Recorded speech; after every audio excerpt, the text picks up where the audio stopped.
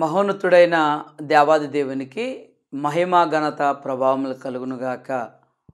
ప్రభువైన క్రీస్తు నామంలో తండ్రి అయిన దేవునికి నా హృదయపూర్వకమైనటువంటి కృతజ్ఞతలు తెలియజేస్తున్నాను. సత్యమార్గము అను యొక్క ఆధ్యాత్మిక కార్యక్రమాన్ని వీక్షిస్తున్న నా ప్రియ సహోదరి సహోదరులైన మీ అందరికీ కూడా ప్రభువైన క్రీస్తు నామంలో వందనములను తెలియజేస్తున్నాను. గడిచిన కాలమంతా కూడా దేవుడు మనలను తన బలీయమైన రెక్కల కింద భద్రపరిచారు, క్షేమంగా సురక్షితంగా ఉంచారు. ఈ దినం ఈ క్షణం మనం సజీవులుగా క్షేమంగా ఉన్నామంటే దానికి గల కారణం దేవుని కృప. దేవుని కృప లేకపోతే మనలో ఏ ఒక్కరూ కూడా సజీవులుగా కానీ క్షేమంగా కానీ మనం ఉండలేం. మరి ఇటు క్షేమస్థితిని దేవుడు మనకు దయచేసి మన సజీవులు ఉంచినందుకు ఆయనకు మనం తప్పనిసరిగా కృతజ్ఞతాస్తుతులను స్తోత్రాలను చెల్లింపబద్దులమై ఉన్నాం, మర్చిపోవద్దు. ఓకేనా? సరే, కొద్ది నిమిషాలు దేవుని వాక్యాన్ని ధ్యానిద్దాం. ఈ దిన దేవుని వాక్యంలో దినవృత్తాంతములు మొదటి గ్రంథము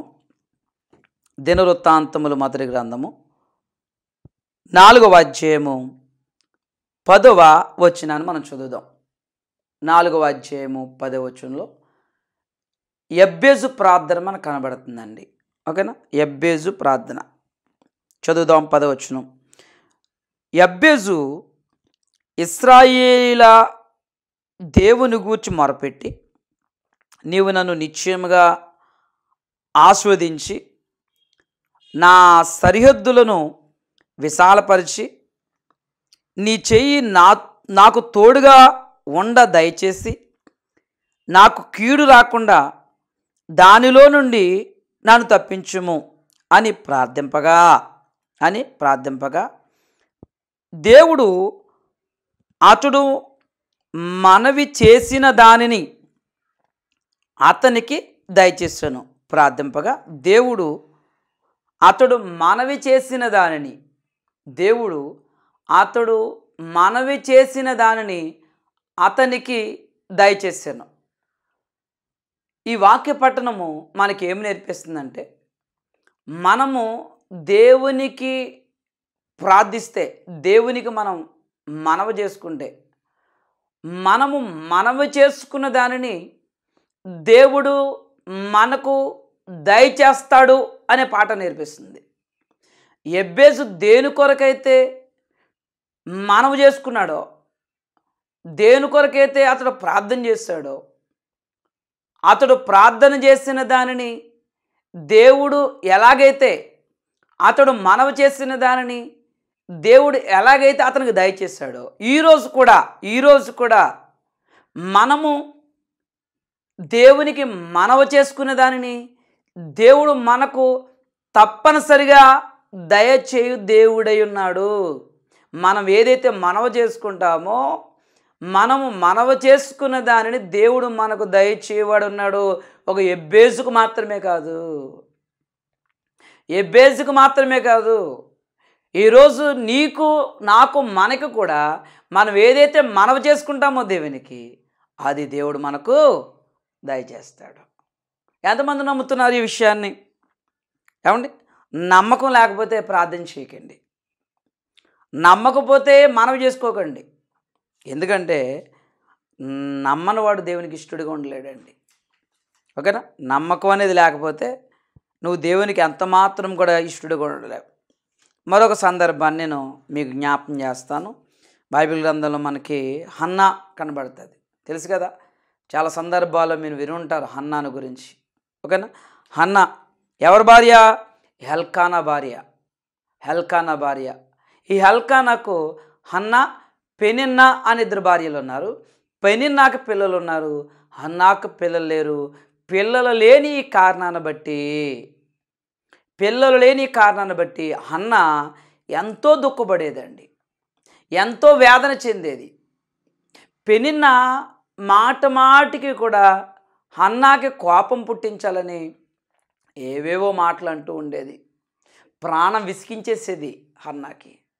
హన్నా తన ప్రాణం విసికి ఏడ్చేదండి, భోజనం చేయడం కూడా మానేసేది. ఎల్కానా చాలాసార్లు హన్నాని ఓదార్చేవాడు, ఆదరించేవాడు, ఎంతో ప్రేమించేవాడు. ఆమెకు అన్ని విషయాల్లో కూడా ఎక్కువే చేసేవాడు. హన్నా విషయంలో చాలా ప్రేమ కలిగి, దయ కలిగి ఎల్కానా ఉండేవాడు. ఏ మాట ఏ మాట ఏ బహుమానము హన్నాకి శాంతిని కానీ, సమాధానాన్ని కానీ, నెమ్మది కానీ దయచేయాల. ఆమెకు తీర్మానం చేసుకుంది, ఒక మొక్కుబడి చేసుకుంది. నాకు దేవుడే దిక్కు, నేను దేవునికి మొరపెట్టుకోవాలి, దేవునికి ప్రార్థన చేసుకోవాలి, దేవుడే నాకు సహాయం చేయగలిగిన సమర్థుడు అని నమ్ముకుందండి, నమ్మకం పెట్టుకుంది. దేవునికి బిడ్డలారా, ఆ సమూయేలు మొదటి గ్రంథం 1వ అధ్యాయం 10-11 వచనాలు చదువుదాం. దుఃఖాక్రాంతురాలే వచ్చి యెహోవా సన్నిధిని ప్రార్థన చేయుచు బహుగా ఏడ్చుచు సైన్యములకు అధిపతియగు యెహోవా, నీ సేవకురాలునైన నాకు కలిగిన శ్రమను చూచి నీ సేవకురాలునైన నన్ను మరువక జ్ఞాపకం చేసుకుని నీ సేవకురాలునైన నాకు మగపిల్లను దయచేసిన యెడల వాని తల మీదకి క్షవరపు కత్తి ఎన్నటికీ రానీయక వాడు బ్రతుకు దినములన్నిటను నేను వానిని యెహోవావగు నీకు అర్పింతునని మొక్కుబడి చేసుకునేను.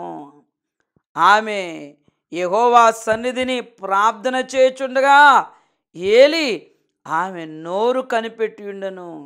ఏలి అనగా అన్న తన మనసులోనే చెప్పుకొనుచుండెను. ఏం చేస్తుందండి? ఎక్కడికి వెళ్ళింది? దేవుని సన్నిధానికి వెళ్ళింది, ప్రార్థన చేసుకుంది, మొక్కుబడి చేసుకుంది, దేవుని సన్నిధిని ఆశ్రయించింది, దేవుని అడుగుతుంది. ఇందాక మనం చదువు, అతడు యెహోవాకు చేసుకున్న మనవిని దేవుడు అతనికి దయచేశాడు. నిజమే, హన్నాకున్న లోటేటండి? హన్నాకు కలిగిన లోటేంటి? బిడ్డలు లేరు. ఆ బిడ్డలు లేని కారణాన్ని బట్టి ఎంతో వేదన, చెప్పలేనంత వేదన, ఎంతో దుఃఖము హన్నా యొక్క జీవితంలో. అందుకు ఎవరు నాకు ఆశ్రయమిడ? దేవుడే. దేవునికి నేను ప్రార్థన చేసుకోవాలి, ఆయనకి మొరపెట్టుకోవాలి. తన మనసులోనే ఈ మాటలన్నీ అనుకుంటుందండి. ఏలి తన నోరు కనిపెడుతున్నాడు. ఏంటి ఇలా మాట్లాడుతుంది? తనలో తను మాట్లాడుకుంటుంది ఏంటి? ఒక వెర్రిదానిలాగా తనలో తను మాట్లాడుకుంటుంది ఏంటి? ఒక మత్తురాలులాగా అని అనుకున్నాడు. ఏలి అంటున్నాడండి, ఏమా ఇంకా పొద్దుైనా కాలేదు, అప్పుడే తాగేసేవాళ్ళు అడుగుతున్నాడండి. ఎవరిని? హన్నాని. చూడండి ఆ వచనాలు చూడండి.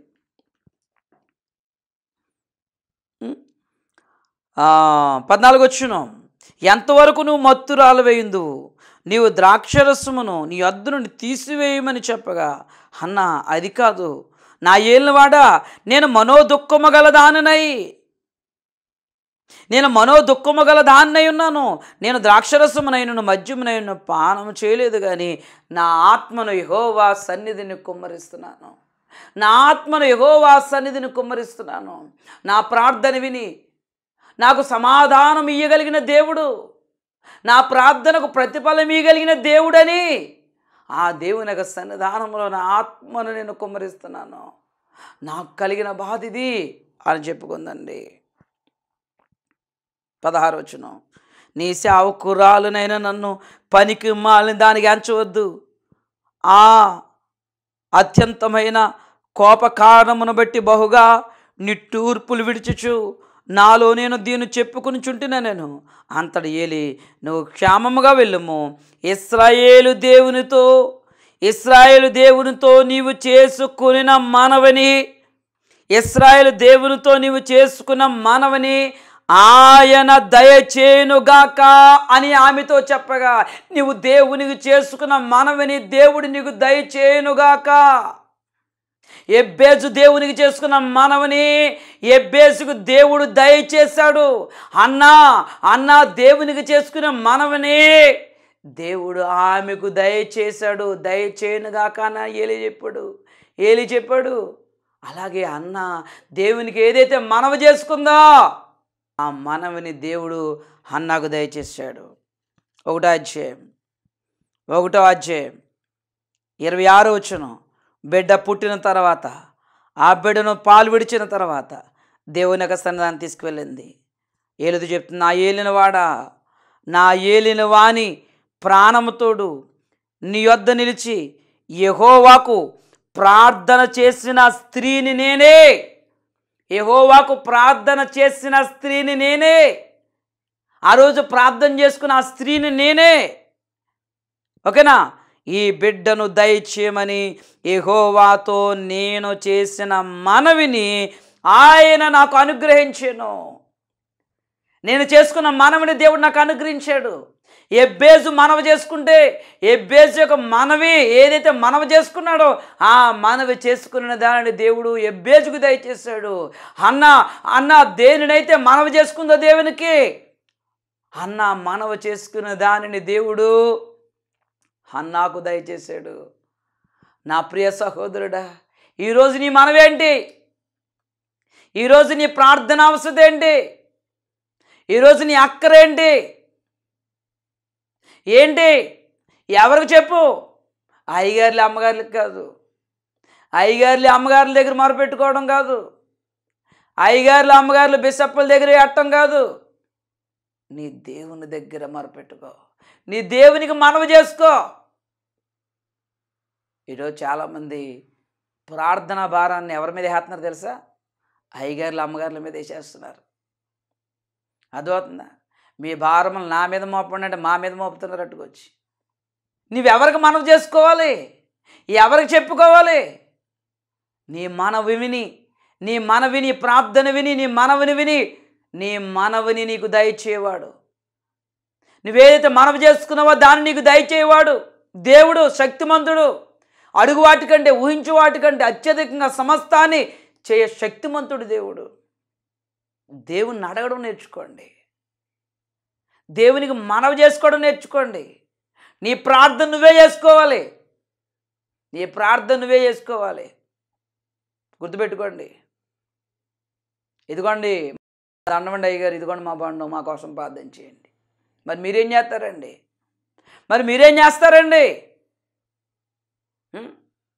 మీరేం చేస్తారు? మీకు తీరిక లేవండి ప్రార్థన చేసుకోవడానికి, సమయం లేదండి మీకు ప్రార్థన చేసుకుని. అందుకని ఏం చేశారు? ఈరోజు వ్యాపారపు టాసాలుగా చేశారు. Prayer house, prayer tower. మీరు ఎలాగ ఎదవలో ప్రార్థన చేసుకోరు, మీరు మీ బతుకులు నెట్టుకుని మేము మీకోసం ప్రార్థన చేస్తాం, మీ ప్రార్థన అవసరాలు మాకు తెలియచేయండి, మీ కానుకలు మాకు పంపించండి. ఇదిగో మా యొక్క QR కోడ్, ఇదిగో మా ఫోన్పే, గూగుల్ పే నెంబర్లో. చూసారా? ప్రేయర్ టీమ్, ఇదిగో ప్రార్థన చేయడానికి మీకు టీం ఏర్పాటు చేస్తున్నాం. మీ బతుకులు ఎట్టుకుని మీరు ఎలాగ ప్రార్థన చేసుకోరు, మీకోసం ప్రార్థన చేయడానికి వీళ్ళని ఏర్పాటు చేస్తున్నాం. మీ కానుకలు మాకు పంపించండి, మీకోసం మేము ప్రార్థన చేస్తాం. ఎవరికి కష్టం, ఎవరికి బాధ, ఎవరికి శ్రమ, ఎవరు చేయాలి ప్రార్థన? మీలో ఎవరికైనా శ్రమ సంభవించినా, మీలో ఎవరికైనా శ్రమ సంభవించిందా, అతడు ఎవరికైతే శ్రమ సంభవించిందో అతడు ప్రార్థన చేయాలి. ఏమండి, మీ బాధ నిజమే ప్రార్థన చేస్తాం మేము. మీ బాధలో ఉన్న పెయిన్ మాకు ఎలా తెలుస్తుంది? మీ కష్టం మాకు ఎలా తెలుస్తుంది? నువ్వు బాధపడుతున్నావు, ఆ బాధలో ఉండి దేవునికి ప్రార్థన చేయి. ఎంత అద్భుతంగా వస్తుందో చూడ ప్రార్థన, ఎంత గొప్పగా వస్తుందో చూడ ప్రార్థన, ఎంత శక్తివంతంగా ఉంటుందో చూడ ప్రార్థన. మీలో ఎవరికైనా శ్రమ సంభవించినా అతడు ఎవరు? అతడు ప్రార్థన చేయాలి.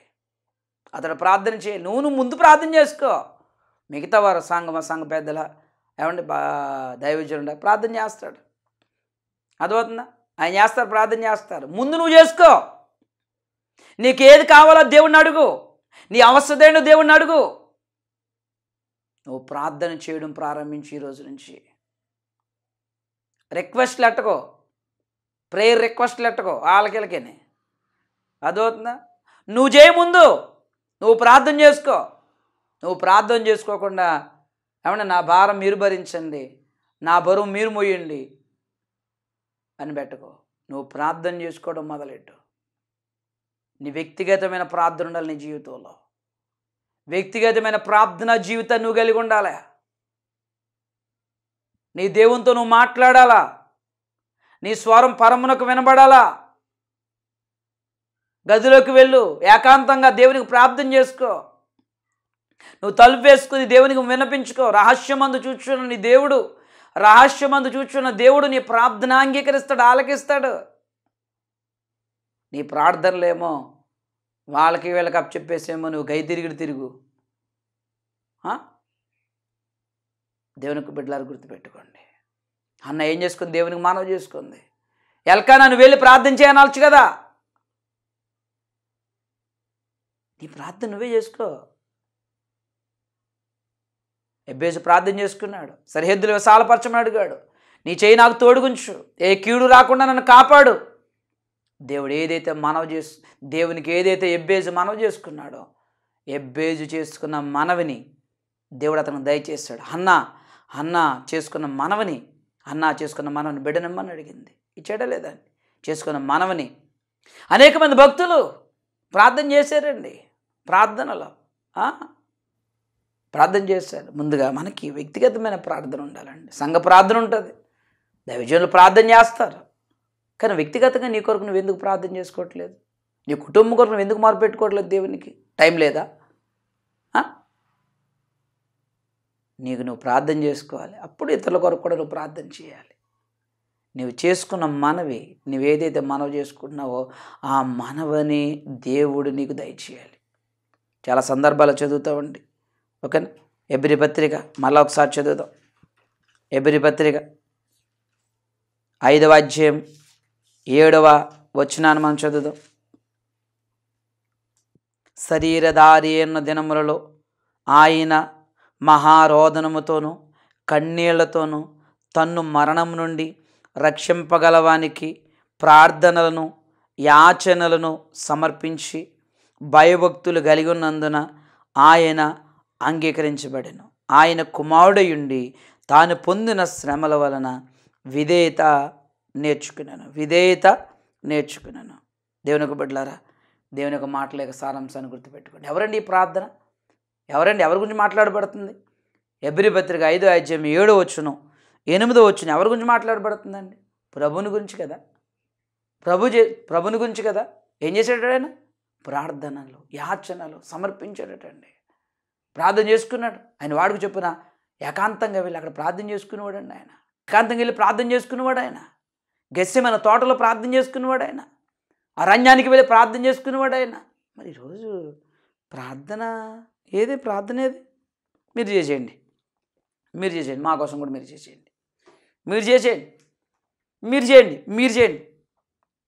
లేదా రిక్వెస్ట్ లేదా ఫోన్ చేయండి.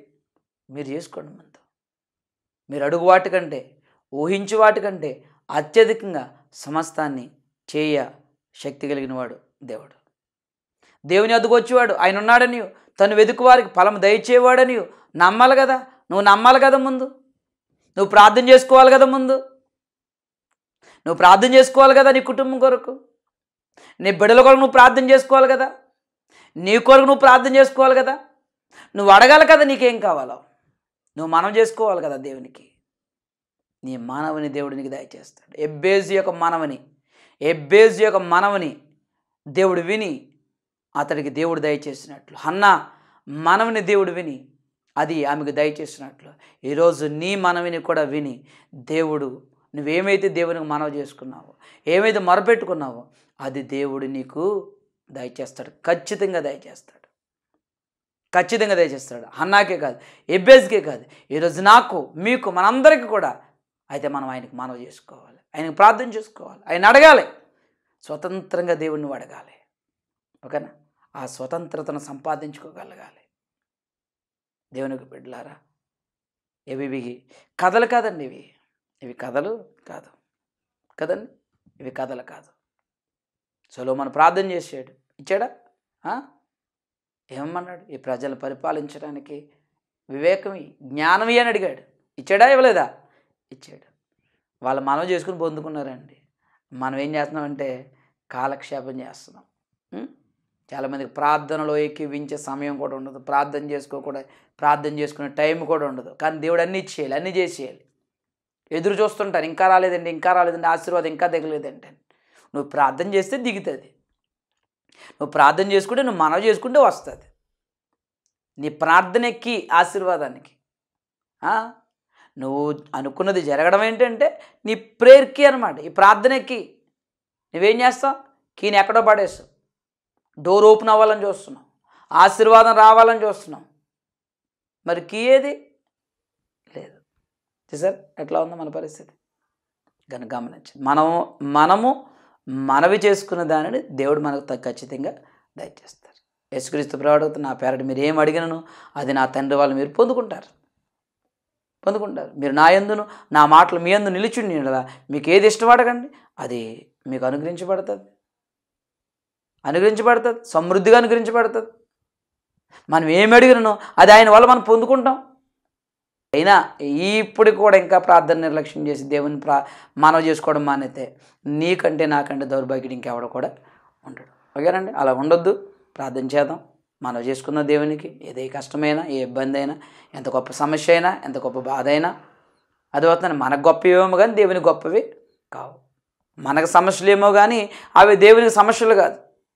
అవి మనకు పైగా ఉండొచ్చేమో కానీ దేవునికి పైగా ఉన్నవి కావు. గనుక ఈ విషయాలు మీ హృదయం భద్రపరచుకోవాలని ప్రభు పేరట తెలియజేస్తున్నాను. మన ప్రభువైన క్రీస్తు మన అందరి పాపం కొరకు శరీరధారికి లోకానికి వచ్చారు. ఆయన శిలువలో మరణించి సమాధి చేయబడి తిరిగి లేపడ్డారు. ఆయన చేసిన త్యాగం మనకి భాగ్యాన్ని, ఈ అవకాశాన్ని ఇచ్చింది. ఈ అవకాశాన్ని, ఈ భాగ్యాన్ని మనం సద్వినియోగం చేసుకుందాం. ఇంకెవరైనా ప్రభుని నమ్మని వారు ఉంటే ఈ మిక్కిలి అనుకూలమైన సమయంలో ప్రభు ఎడల మీ యొక్క నమ్మకత్వాన్ని కొనసాగించండి. మీ బాప్తిస్వం పొందిన వాడు రక్షించబడును, నమ్మని వానికి శిక్ష విధించబడుతుంది. కనుక ఇంకెవరైనా రక్షణ పొందిన వారు ఉంటే ప్రభు మాటను బట్టి నమ్మి పాప క్షమాపణతో బాప్తిస్వం పొంది రక్షించబడి నిత్య జీవానికి వారసులు కావాలని ప్రభు పేరు తెలియజేస్తూ ఈ మాటలు ముగిస్తున్నాం. దేవుడి మిమ్మలను, మీ కుటుంబములను, బిడ్డలను దీవించునుగాక. ఆమేన్. God bless you all of you. ప్రార్థన చేసుకుందాం. పరిశుద్ధుడా, పరిశుద్ధుడా, పరిశుద్ధుడైన మా ప్రియ పరలోకపు తండ్రి, మీ ఘనమైన, శ్రేష్టమైన, విలువైన, పరిశుద్ధమైన, ఉన్నతమైన నామమును బట్టి మీకు స్తుతులు, స్తోత్రాలు, కృతజ్ఞతలు. విత్తబడిన వాక్యము మా అందరికి వినికిడిలో ఫలభరితంగా ఆశీర్వాదకరంగా ఉంచండి. ఎబ్బేజు చేసుకున్న మనవిని అతనికి మీరు దయచేశారు. హన్నా చేసుకున్న మనవిని ఆమెకు మీరు దయచేశారు. సొలొమోను చేసుకున్న మనవిని ఆయనకు మీరు దయచేశారు. ఈరోజు మేము చేసుకున్న మనవిని కూడా మీరు మాకు దయచేయగలిగిన సమర్థుడైన దేవుడని మేము నమ్ముచున్నాం. దేవా, మా మనవిని ఆలకించి మాకు సహాయం చేయ సమర్థుడైన దేవుడు. నీ కృపను బట్టి ఎల్లప్పుడూ కూడా మిమ్మల్ని మేము జ్ఞాపకం చేసుకుంటున్నాం. మా ప్రార్థన విజ్ఞాపనలు ఆలకించండి. దేవా తండ్రి, నీ సేవకు కావాల్సిన వనరులను మీరు సిద్ధపరచండి. మరింత ప్రభావితంగా నీ పని పరిచర్య జరగడానికి సహాయం దయచేయండి. ఈ ప్రార్థనలు ఏకీవిస్తున్న ప్రతి బిడ్డను కూడా మీరు దీవించండి. ఎవరెవరు ఏ అవస్థ కలిగి అక్కడికి ఉన్నారో వారి అవస్థను తండ్రి అడగకముందే మీరు ఎరిగిన దేవుడు, సహాయం దయచేయగలిగిన సమర్థుడైన దేవుడు నాయన. ప్రతి ఒక్కరూ కూడా అడుగుట వల్ల మీ నుంచి పొందుకోగలిగే కృపను దయచేయండి. ఈ పనిని పరిచర్యను మీరు విస్తరింపచేయండి. తన బ్లెస్సింగ్ టీవీ యాజమాన్యాన్ని మీరు దీవించండి. వారి ప్రయాణం రాకపోకల్లో తోడేనండి. ఇదిగో తండ్రి యొక్క మరి నీ మాటలను ఇంకొన్ని అనేక చోట్లకు అనేక మందికి చేర్చడం వల్ల తను మరింత ప్రభావితముగా ఈ యొక్క పని పరిచర్య కొనసాగడానికి సహాయం దయచేయండి. తను ప్రతి ఒక్క బిడ్డ పైన నీ దీవెన ఆశీర్వాదం, మాపై మా కుటుంబాలపై నీ దీవెన ఆశీర్వాదం ఉంచుతారని కోరుకుంటూ మా ప్రభువును రక్షకుడైన క్రీస్తు వారి పేట మిక్కిలి వినయపూర్వకంగా ప్రార్థించి వేడుకొనుచున్నాము మా ప్రియ పరలోకపు తండ్రి. ఆమేన్. ఆమేన్. God bless you all of you. దేవుడు మిమ్మలను, మీ కుటుంబాలను, బిడ్డలను దీవించి ఆస్వాదించునుగాక. ఈ యొక్క సత్య మార్గము అనే యొక్క ఆధ్యాత్మిక కార్యక్రమాలు మీకు ప్రయోజనకరంగా ఉన్నట్లయితే తప్పనిసరిగా మమ్మల్ని సంప్రదించండి. మాకు మీరు ఒక్క ఫోన్ కాల్ చేసి మీరు మాట్లాడితే మమ్మల్ని మీరు ఎంతగానో ప్రోత్సహించినట్టు. మరి వినేసి విడిచిపెట్టేయకుండా మీరు ఒక్కసారి ఒక ఫోన్ కాల్ చేస్తే మిమ్మల్ని బట్టి మేము ఎంతో సంతోషిస్తాము. ఈ పరిచర్య భారభరితమైనది అయినప్పటికీ కూడా ఈ పరిచర్యను కొనసాగించడానికి మేము ప్రయత్నం చేస్తాం. God bless you all of you.